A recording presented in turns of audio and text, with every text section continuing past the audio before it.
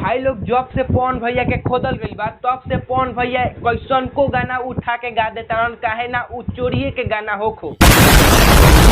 आ जौन आदमी के गाना ट्रेंडिंग में ना जाता रहे उ आदमी के गाना के टीजर आजकल ट्रेंडिंग में चलता। यह देख के विरोधी पार्टी के हई हाल हो गई बा।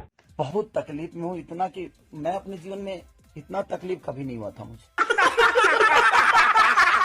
पवन सिंह के एगो आरू गाना आइल ह तू हमार देख आ इहो गाना साला चोरिए के बात। तो एमे ज्यादा घबराए के बात नहीं खे काहे कि ई गाना के पवन भैया पंच लाइन चोरी कइले बार।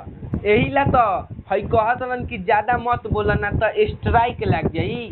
अबे सारे मारिया से स्ट्राइक की भजकत रह जाइबे।